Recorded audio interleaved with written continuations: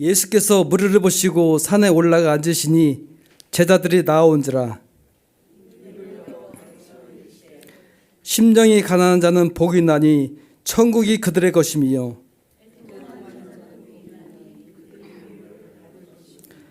온유한 자는 복이 있나니 그들이 땅을 기업으로 받을 것임이요.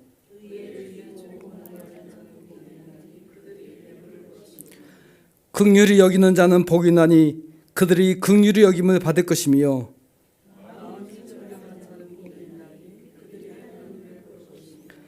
화평하게 하는 자는 복이 나니 그들이 하나님의 아들이라 일컬음을 받을 것임이요.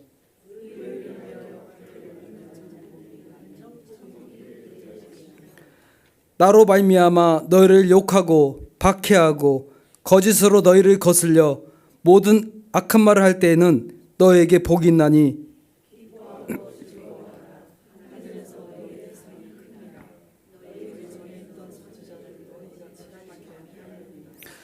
너희는 세상의 소금이니 소금이 만일 그 맛을 잃으면 무엇으로 짜게 하리요. 후에는 아무 쓸데없어 다만 밖에 버려져 사람에게 밟힐 뿐이니라.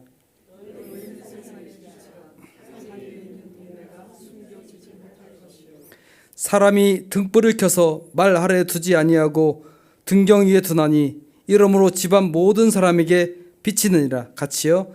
이같이 너희 빛이 사람 앞에 비치게 하여 그들로 너희 착한 행실을 보고 하늘에 계신 너희 아버지께 영광을 돌리게 하라. 아멘. 가난해야 보여요. 이게 진리입니다.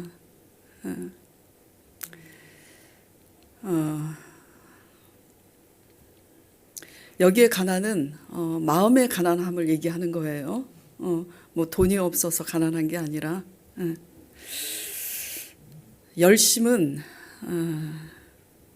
우리를 절대 의롭게 하지 못합니다. 오히려 그 열심 때문에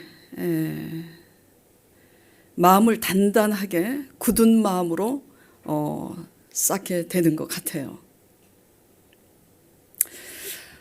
제가 설교할 때마다 자주 이런 말씀을 드렸어요. 우리는 우리 열심 때문에 우리 자신을 의롭게 여기는 착각을 하게 된다고 말씀드렸습니다. 그런데 저 역시 하나님의 사역을 한다는 이유로 또 영적인 분별력이 있다는 이유로 제 마음이 가난한 줄로 생각했었는데 오히려 마음이 단단하게 차 있음을 알게 되었습니다. 차라리 분별력이 없었더라면 분별력 없는 사람들을 내려보지 않았을 텐데, 차라리 삶 속에서 누구보다 열심히 성실히 살지 않았더라면 게으르고 방탕하게 사는 사람들을 내려보지 않았을 텐데, 오히려 게으르고 술 마시고 도박하고 그렇게 방탕하게 사는 이들이 참 회개하기가 훨씬 쉬웠겠구나. 그것을 이번에 다시 한번 절감하게 되었습니다. 분별력이 있다는 이유로, 열심히 성실히 산다는 이유로, 사실 저는 그렇게 열심히 성실하지는 않아요. 하여튼 그렇습니다. 저 말고 저는 이제 영적인 분별력이 있잖아요. 여러분들 제 주위에는 열심히 성실한 사람들이 여럿이 있어요. 나는 돈이 있어도 함부로 쓰지 않고 검소하게 산다는 이유로 그렇지 못한 자들을 내려다 본다면 그건 이미 가난한 마음이 아니더라고요. 마음의 가난함의 본질은 비교가 아니고 판단이 아니고 눈물이라는 것을 다시 한번 깨닫게 되었습니다. 왜? 마음이 가난한 자만 그들을 위해서 울 수 있는 거예요. 분별력이 없는 자들을 위해서 울 수 있고, 돈을 절제하지 못하고 함부로 쓰는 자들을 위해서 울 수 있고, 열심히 성실하다는 것 때문에 성실하지 못한 자들을 정죄하는 그들을 위해서 울 수 있는 거예요. 자, 1절, 3절 보겠습니다. 예수께서 무리를 보시고 산에 올라가 앉으시니 제자들이 나아온지라. 입을 열어 가르쳐 이르시되 심령이 가난한 자는 복이 있나니 천국이 그들의 것이며 애통하는 자는 복이 있나니 그들이 위로를 받을 것이며, 주님께서 이 땅에 오셔서 가장 먼저 하신 설교가 이 팔복이에요. 이 순서가 중요합니다. 마음이 가난해야만이 애통할 수 있어요. 심령이 가난해야만이 울 수 있는데, 나는 볼 수 있는 눈이 있다고, 선을 많이 행했다고, 방탕하게 살지 않았다고 이미 마음이 부유해져 버려서 애통 대신에 판단을, 눈물 대신에 원망과 분노가 일어납니다. 그래서 울어야 할 자리를 지나쳐 버리게 되는 자신을 알게 되었어요.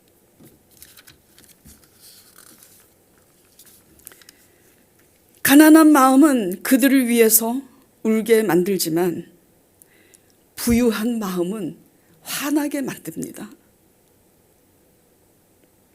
여러분의 마음은 어떠신지요? 천국은 그들을 위해 울 수 있는 자의 것이라고 지금 주님께서 말씀하고 계시는 거예요.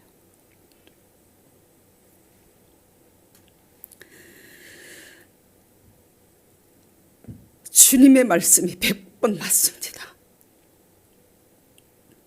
마음이 가난해야 천국이 보이는 거예요.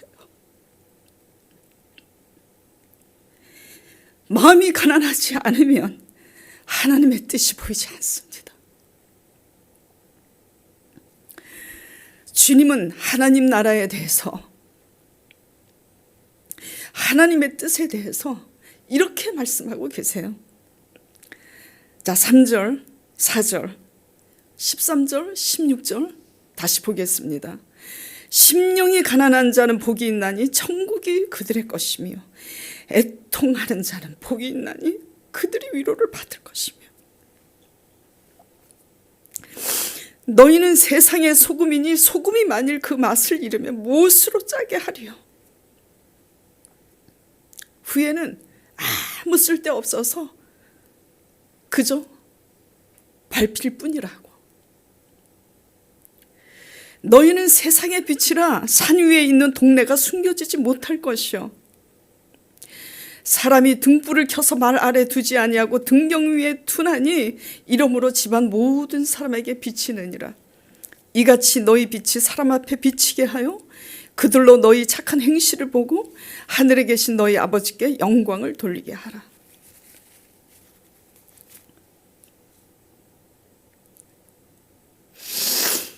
마음이 부유해서 자신의 의가 녹지 않으면 살리는 소금이 될 수 없다는 것을 말씀하고 계시는 거예요. 자신을 드러내는 빛은 세상을 비추는 빛이 될 수가 없는 거예요. 이번 주 마태복음 9장 10장 말씀을 우리가 다 묵상한 줄로 압니다.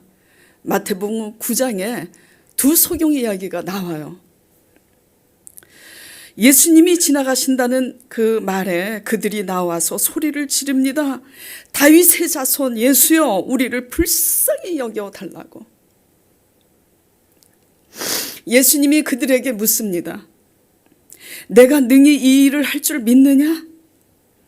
그들이 대답합니다. 주여, 그러하오이다. 주님이 그들이 그렇게 대답을 하니까 너희 믿음대로 되라 하시니 그들의 눈이 밝아집니다. 이들의 소문을 들은 자들 중에 귀신 들려서 말 못하는 사람을 주님께 데려오니 귀신이 쫓겨나고 말 못하는 사람이 말하게 되니 많은 사람들이 놀랍니다. 그런데 이 일을 두고 바리새인들은 그가 귀신의 왕을 의지하여 귀신을 쫓아낸다고 억지 소리를 하고 있더라고요. 이 말씀을 묵상하면서 보지 못하는 소경은 예수님을 다윗의 자손으로 부르고 주로 영접하는데 오히려 두 눈으로 볼 수 있으며 예루살렘 성전 안에서 성경 공부하고 금식하고 주일 성수 지키는 바리새인들은 왜 다윗의 자손으로 오신 예수를 영접하지 못하는가? 오히려 왜 대적하는가? 무엇 때문일까? 이미 알고는 있지만 다시 한번 묵상하면서 이미 이들은 가진 게 너무 많구나. 그것들을 잃지 않고 이미 가진 것들을 잃지 않고 지키기 위해서 이들이 이렇게 되었구나. 지키고 싶은 게 많으니 그것들을 지키고자 이렇게 억지 소리를 하게 되는 거구나. 그러나 소경들은 아무것도 가진 것이 없을 뿐만 아니라 앞도 못 보는 자들이니 한 발 두 발 내딛고 사는 것조차 누군가의 도움이 없이는 살아갈 수 없는 절대적으로 가난한 자들이었기에 이들이 심령이 가난해질 대로 가난해져서 구원자 예수 그리스도인 다윗의 자손인 예수를 기다렸고 알아볼 수 있었구나를 깨달으면서 가난해야 보이는 거구나. 심령이 가난해져야 가장 소중한 것을 볼 수 있는 눈이 열리는구나 를 깨닫게 되면서 저 자신을 들여다보게 되었어요. 내가 안다는 것 때문에, 볼 줄 안다는 것 때문에 정말 정작 가장 소중한 것들을 보고 있지 못하는 것은 무엇일까를 생각하게 되었어요. 이런 것들을 묵상하게 되면서 동시에 내내 2주 동안 성령님께서 주신 찬송을 묵상하면서 깨닫게 된 것이 가난한 심령. 주님은 예배보다도 상한 심령을 하나님께서 원하신다는 결론을 얻게 되었습니다.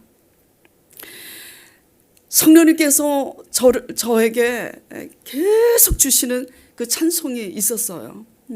제가 부르고 싶어서 부르는 게 아니라 기도 중에 응답으로 저는 찬양을 이제 응답으로 많이 받는데 응답으로 이제 주신 찬송인데 이 찬송이 뭐냐면 이 찬송이에요. 제목이 예수 늘 함께 하시네. 또 하나는 주가 보이신 생명의 길. 이 찬양이 없었으면 제가 너무 힘들었을 것 같아요. 넘어졌을 것 같아요. 예수 늘 함께 하시네. 이제 그 가사 내용의 요점을 얘기하면 이렇습니다.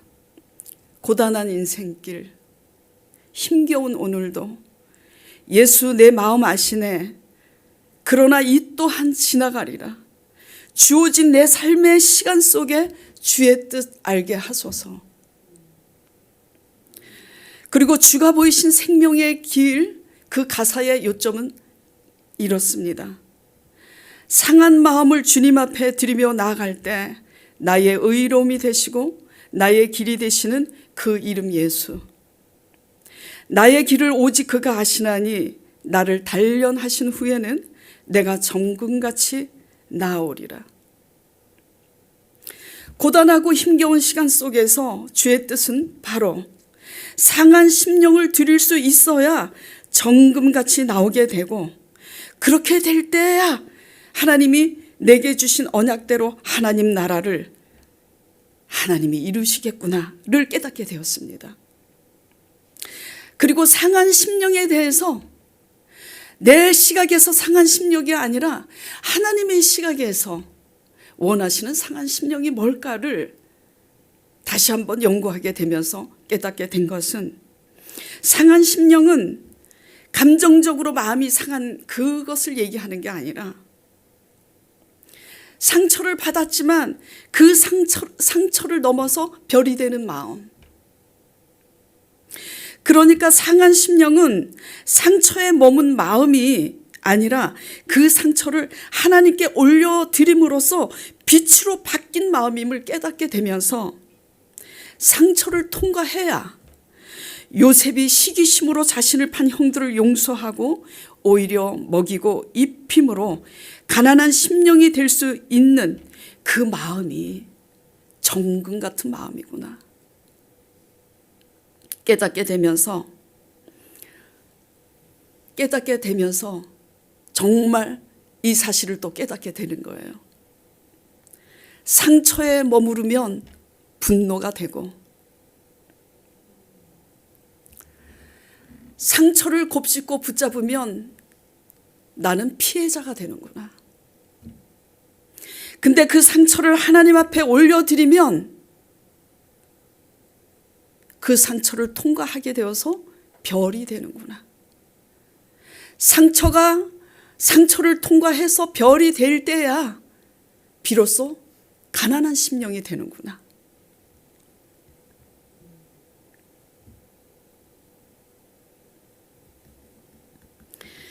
상처가 하나님으로 별이 될 때야 이것을 깨닫게 됩니다. 무엇을 깨닫게 되냐면 그 상처가 바로 내가 붙들고 싶었고 내가 지키고 싶었던 나의 의라는 것을. 이게 어렵다면 잠시 후 제가 쉽게 풀어서 말씀드리는 것으로 아시게 될 거예요. 상처를 곱씹고 붙잡으면 뭐가 된다고요? 내가 피해자가 되는 거예요. 상처를 하나님 앞에 드리면 뭐가 되냐면 그때야 보여요. 그 상처가 나를 의롭게 여기고 나를 의롭게 보이고 싶고 나를 지키고 싶었던 것들 때문에 상처가 된 거구나. 내 의가 없으면 상처도 안 돼요. 이런 것들을 깨닫게 되면서 하나님은 제사가 아니라 우리에게 가난한 심령, 가난한 마음을 받기를 원하신다는 것을 다시 한번 깨닫게 되었습니다. 자, 시편 51편 16절 17절 보겠습니다. 다윗이 하나님께 드린 고백인데요. 주께서는 같이 읽겠습니다. 시작. 주께서는 제사를 기뻐하지 아니하시나니 그렇지 아니하면 내가 드렸을 것이라. 주는 번제를 기뻐하지 아니하시나이다. 하나님께서 구하시는 제사는 상한 심령이라. 하나님이여 상하고 통회하는 마음을 주께서 멸시하지 아니하시리이다. 아무것도 두려워하지 마시고 염려하지 마시고 상한 마음을 하나님께 올려드리는 저와 여러분 되기를 간절히 축원드립니다. 상한 마음을 하나님께 올려드리게 될 때야 피해자라는 자리에서 내려와서 자신의 감정을 통제하고 길들이는 온유한 자가 될 수 있는 거예요. 자, 5절 읽겠습니다. 본문 말씀, 오늘 본문 말씀. 자, 첫째는 순서가 중요하다 그랬죠. 마음이 가난해야 울 수 있어요. 그리고 울 수 있는 마음이 될 때 이제 내 감정을 통제하고 길들여지는 그런 하나님의 사람이 되는 겁니다.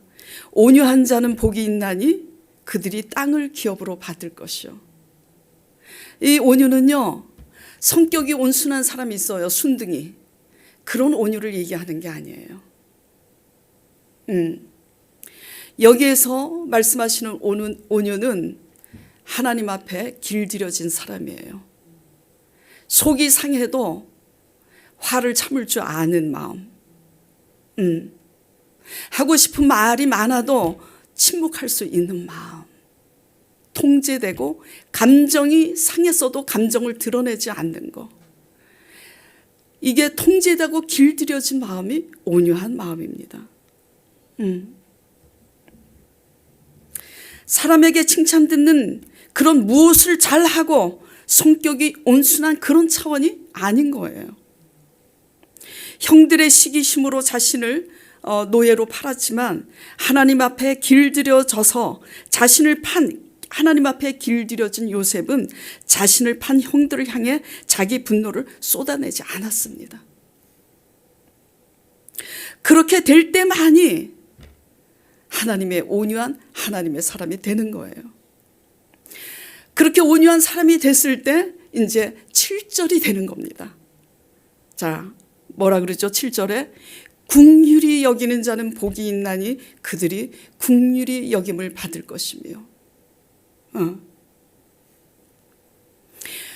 상처를 통해서 그 상처가 나를 지키고 싶은 것들이 더 컸기 때문에 상처가 컸고 나를 깨닫고 내 의를 내려놓고 가난한 심령이 됐을 때 오히려 그들을 위해서 울 수 있는 마음이 생기고 오히려 울 수 있는 마음이 될 때야 동시에 어떤 마음이 생겨요?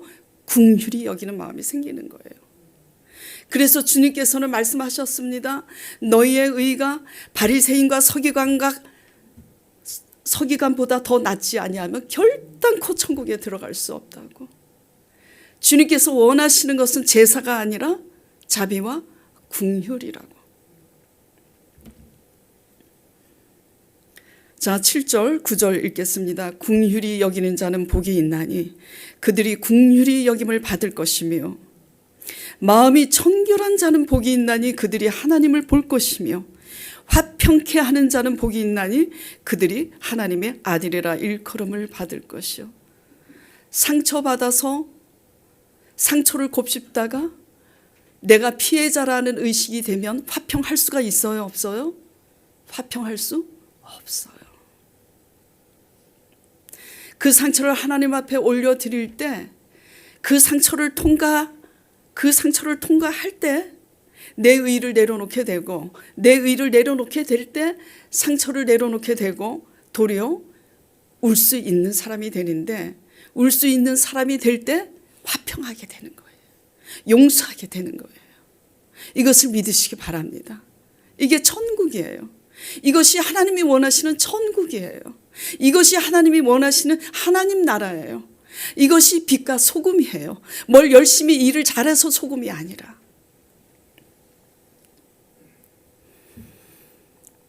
감정을 절제하고 다스리는 온유한 심령이 길들여지고 통제되는 심령이 되면 마땅히 화낼 수 있지만 화내지 않고요.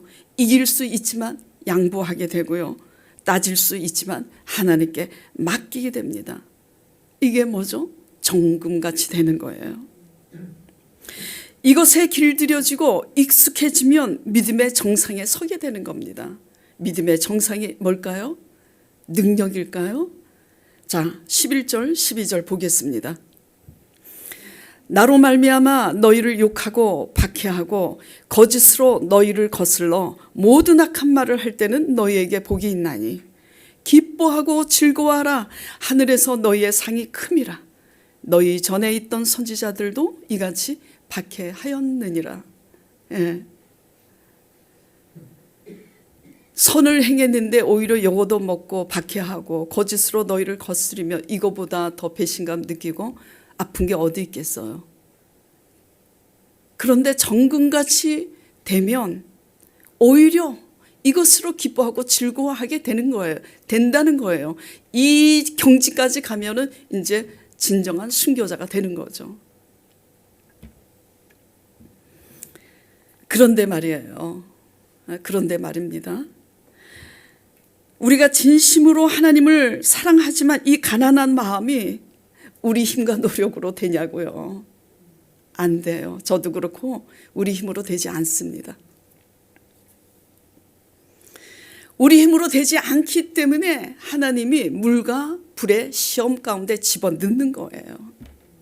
각 사람마다 틀려요. 그 시험은. 예. 어떤 사람에게는 내 힘으로 쌓았던 것을 하루아침에 무너뜨리심으로 가난한 마음이 되게 하시죠. 왜? 내 힘으로 잘 될 때는 하나님의 말씀에 귀를 기울이지 않잖아요.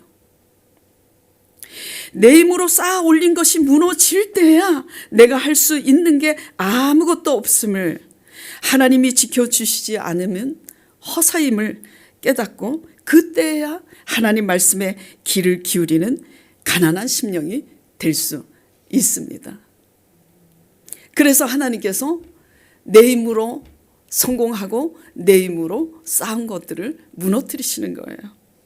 그렇다고 하나님은 파괴자가 아닙니다. 다만 무너뜨리심으로써 드러내고 계시는 것은 무엇이냐면 우리가 하나님을 믿노라 하면서도 무엇을 그동안 의지했는가를 드러내고 계시는 거예요. 우리를 살리기 위해서 무너뜨리시는 거죠. 하나님 말씀에 귀를 기울이라고, 듣는 귀가 되라고. 다윗은 믿음의 용사로서 블레셋 거인 장수 골리앗의 손에서 이스라엘을 구했습니다. 그런데 인정받지 못했죠. 인정받기는커녕 사울 왕의 시기심으로 광야로 쫓겨났어요. 마땅히 인정받아야 할 자리에서 도리어 박해받는 자리로 하나님께서 몰아가십니다. 왜 그럴까요? 왕은 왕관의 무게를 견뎌야 하니까 사람의 인정에 기대지 않고 하나님의 인정을 붙잡는 사람으로 하나님이 세우기 위해서 그렇게 하시는 거예요. 이게 뭘까, 여러분에게는? 느부갓네살 왕도 권세가 무너진 후에야 하나님을 인정하게 되었고, 히스기야 왕도 병과 죽음 앞에서 마음이 낮아질 수 있었습니다. 여러분들에게는 뭐죠?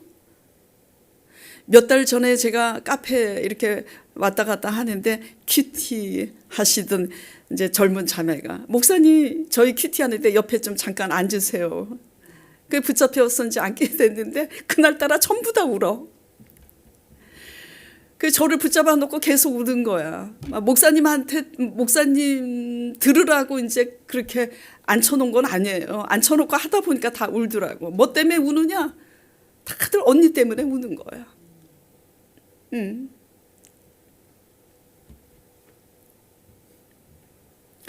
나름대로 희생하며 살았는데 아무도 알아주지 않을 때 상처와 허탈감, 그리고 배신감은 이루 말할 수가 없겠죠.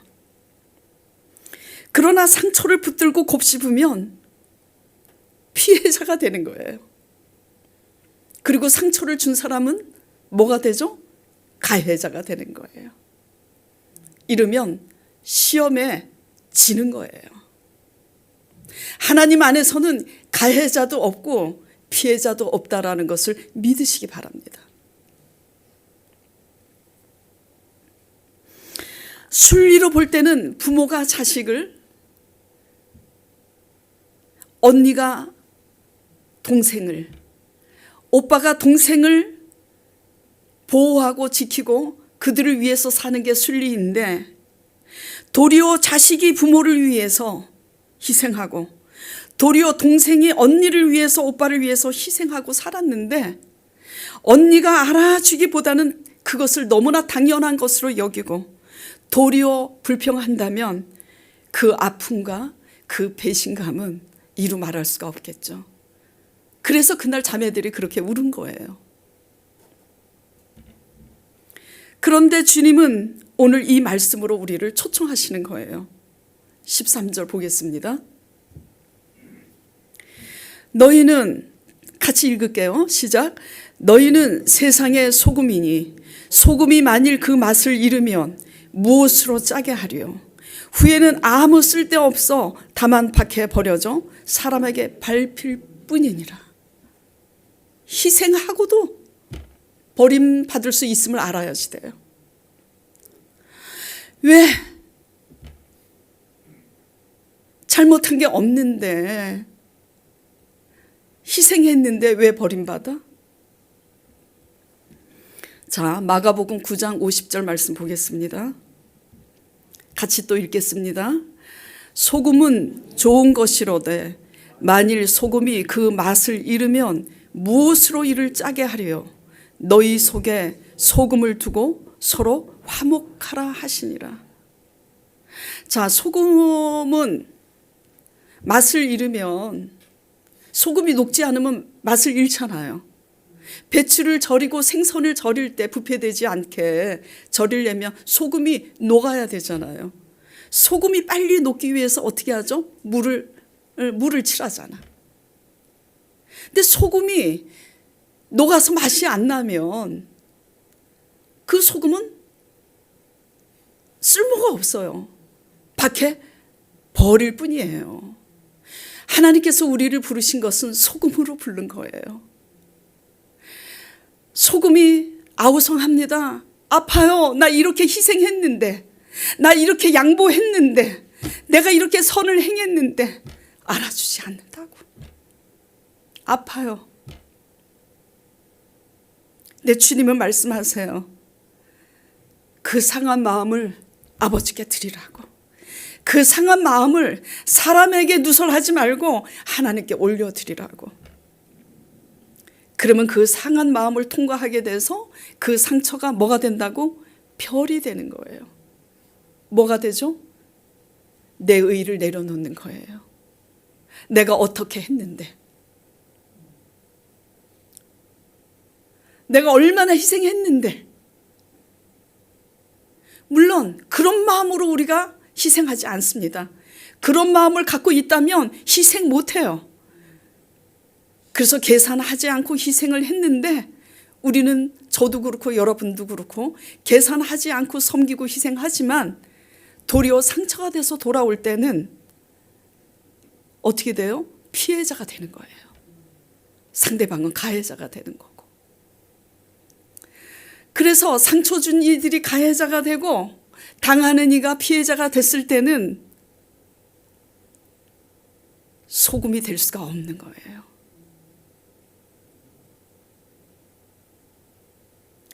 그래서 피해의식에서 내려오려면 어떻게 해야 되느냐? 그 상처를 하나님 앞에 올려드리면 내 의가 보여요. 우리 죄를 위해서 대신 죽으신 성령을 주신다고 약속하셨기 때문에 상처를 고스란히 하나님께 올려드리면 그 성령이 우리 마음을 새롭게 하세요. 그래서 성령으로 말미암아 그 상처가 바로 내가 지키고 싶었고 내가 붙잡고 싶었던 우리의 의라는 것을 깨닫게 되고 내려놓게 됨으로 가난한 심령이 될 수 있음을 믿으시기 바랍니다. 비로소 내 의를 내려놓고 가난한 심령이 됐을 때 나에게 상처 줬던 그 가해자들을 위해서 울 수 있는 마음이 되는 거예요. 네. 우리는 예수님을 십자가에 못 박은 죄인들이잖아요. 우리 모두 가해자잖아요.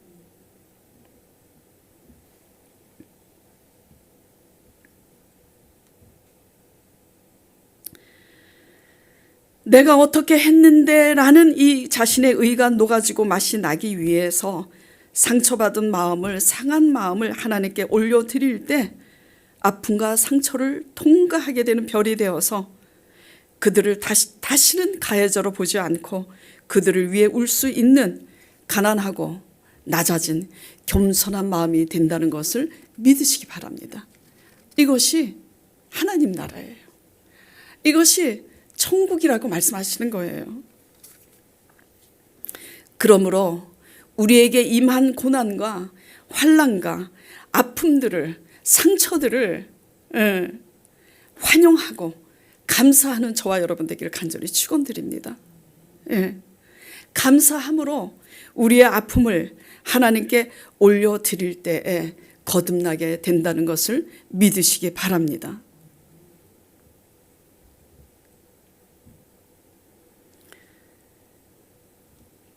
그리하여 우리의 무너짐이, 우리의 아픔들이 도리어 하나님 앞에 낮아진 가난한 마음이 될 때에야 그들을 위하여 울 수 있는 마음이 돼서 천국 백성이 그때 되는 거예요. 그때 되는 거예요. 그래서 제가 전에 여기 이제 이 성전으로 새로 옮기기 전에 지하 성전에 있을 때 이런 말씀을 드렸잖아요. 제가 한 번은 너무너무 배신감을 이제 느껴서 이제 우리 교회 성도들 얘기가 아니에요.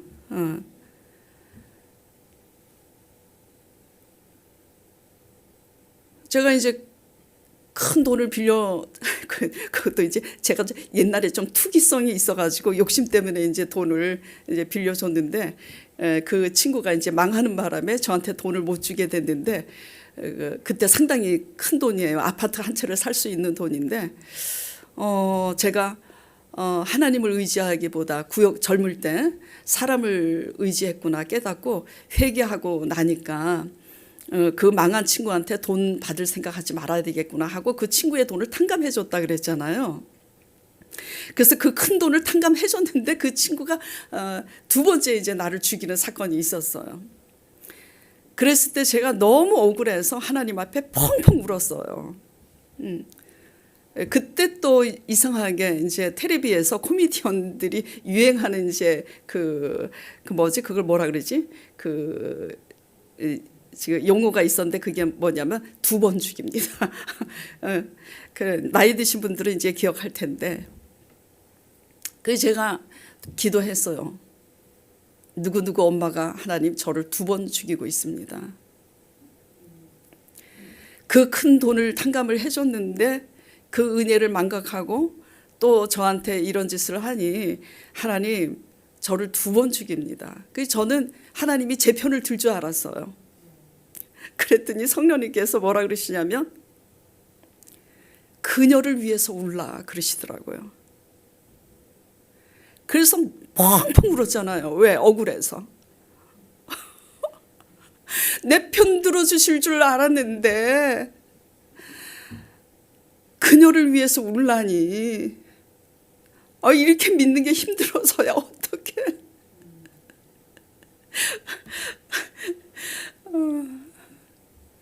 우리 며느리가 전번주에 어머니 이래가지고 어떻게 하나님을 믿을 수 있겠어요. 힘들어서 어째 그러더라고요. 그래서 제가 이렇게 설명을 했더니 제가 안 그래도 챗봇에 물어봤는데 어머니 말씀이 챗봇에서 설명해 준 내용하고 똑같으네요. 그러더라고. 그래서 챗봇 말도 내 말도 이게 위로가 안 된다 보구나 해갖고 비유로 이제 알려줬어요. 이래서 이런 거다 이제 비유로 했는데 며느리가 이제 깨닫게 되었다고 저한테 이제 카톡이 왔는데요.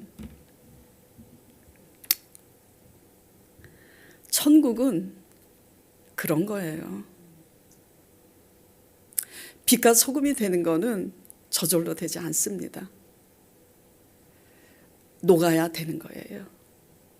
근데 녹이고 빚으시는 것도 누가 녹여요? 하나님이 녹이고 빚어요. 물속에 집어넣어서 견딜 만한 물건은 물속에 넣고 불 속에 넣어서 견딜 만한 물건은 불 속에 넣으라고. 그러나 그 물이 너희를 삼키지 못할 것이고 그 불이 너희를 사르지 못할 것이라고. 하나님 나라는요 세상의 가치관하고는 완전히 틀려요. 무엇 때문에 여러분 아프세요? 무엇 때문에 힘이 드세요? 무엇 때문에 배신감 느끼고 무엇 때문에 아파하세요? 아무것도 염려하지 마시고 그 아픔을, 그 상처를, 그 배신감을 그냥 고스란히 감사로 끌어안길 바랍니다. 아프지만 그것을 하나님께 올려드리길 바랍니다. 그러면 성령님께서 우리의 상한 마음을 받으셔서 우리의 의가 되시고 길이 되어주셔서 가난한 심령이 되어서 그들을 위해서 도리어 울 수 있는 천국 백성이 되게 하실 줄 믿으시길 바라요. 그래서 저나 여러분이나 모두 천국 백성 되는 정말 말이 아니라 빛과 소금이 되는 천국 백성 되시길 간절히 축원드립니다.